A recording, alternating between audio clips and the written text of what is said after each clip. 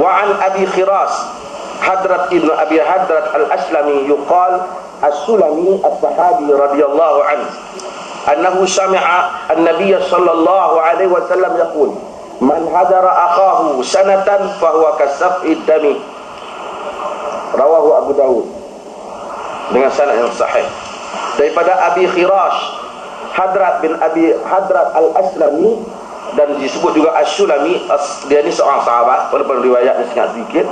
Dia mendengar bahawa Rasulullah, dia mendengar Nabi SAW bersabda, sesiapa yang memulaukan saudaranya setahun, dia seperti menumpahkan darahnya. Yakni seakan-akan macam dosa dia menumpahkan darah saudara kalau dia pulau setahun. Pulau tak cakap setahun.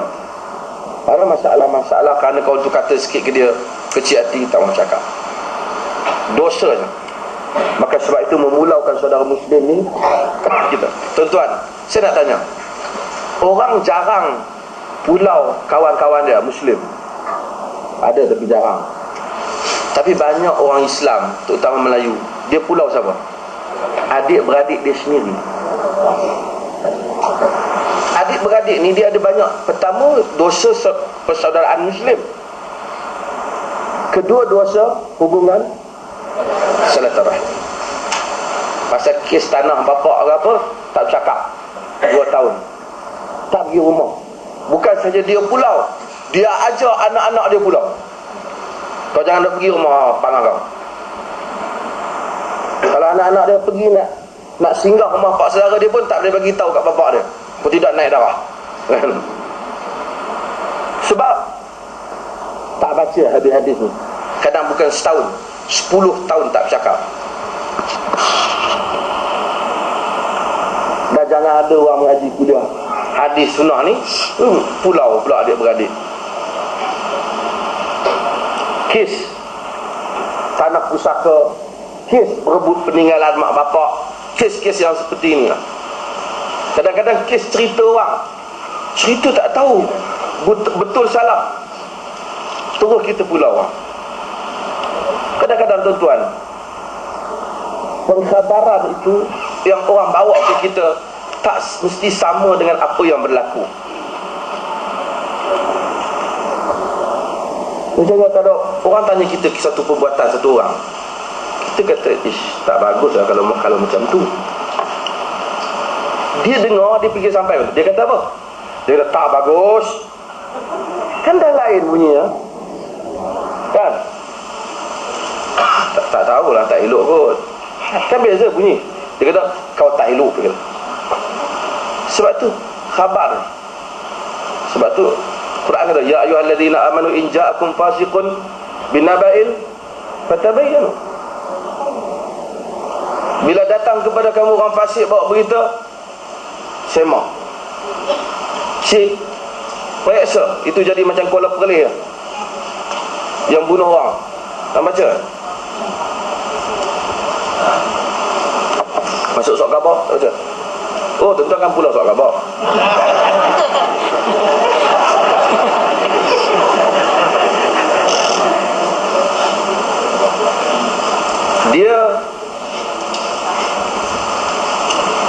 Dia tu duduk, isteri dia baru salin, anak dia kecil je, duduk dengan suami dia. Budak-budak kawasan tu kononnya nak tunjuk hero lah. Ada siapa bagi tahu kata orang kena mengendap, tahu?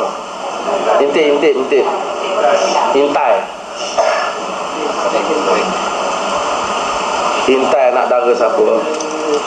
Dia orang ni, budak-budak ni masuk pergi rumah kau ni, tarik kau ni keluar, pukul rumah. Saya pergi rumah tu, Allah miskin dia. Tuan-tuan tak duduk rumah tu, kita nak duduk lama pun tak larat. Berlubang je lantai, berlubang je dinding. Miskin lah, miskin. Tarik dia keluar, pukul dia. Isteri dia kata dia buat salah apa, dia duduk kat sini dia tadi. Kau kata dia baru lari daripada mengendam.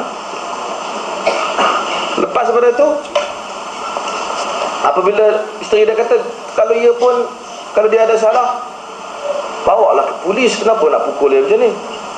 Isteri dia bertahan, dia orang pukul isteri dia masuk hospital. Dia orang pukul dia ramai-ramai, patah kaki, tangan, tulang rusuk, tikam jantung, mati.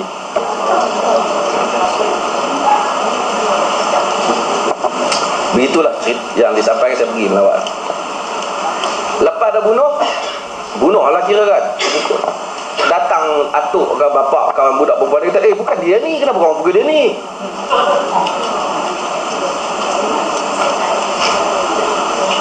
Kalau ia pun dia mengendap, takkan sampai mati. Habis pandai tu.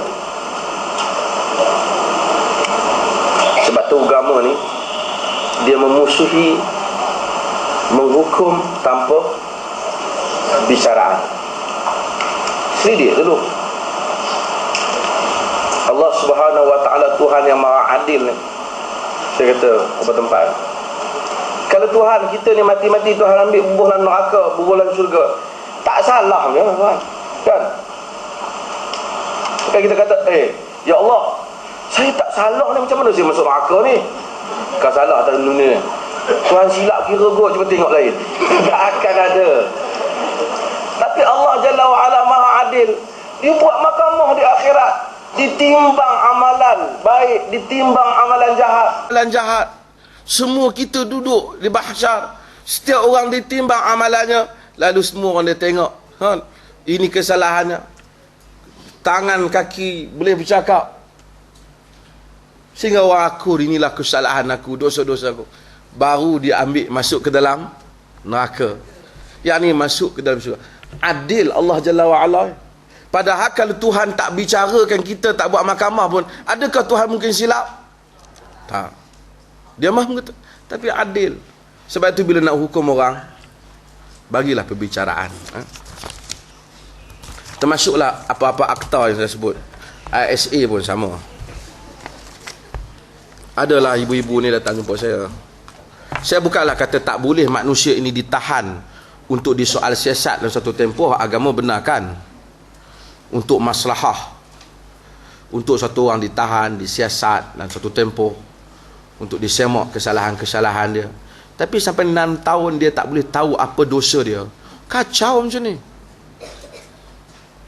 Bagilah peluang dia dibicarakan. Kalau tak pun, bagilah peluang dia dibicarakan di mahkamah khas ke apa ke, supaya dia dapat mempertahankan bagi pihak dirinya dan kesalahannya dibentangkan. Tanda kepada suatu keadilan. Saya kena cakap awal lah, kalau tak tahan Mufti Perlis, tak ada mahkamah, kacau. Wallahu a'lam.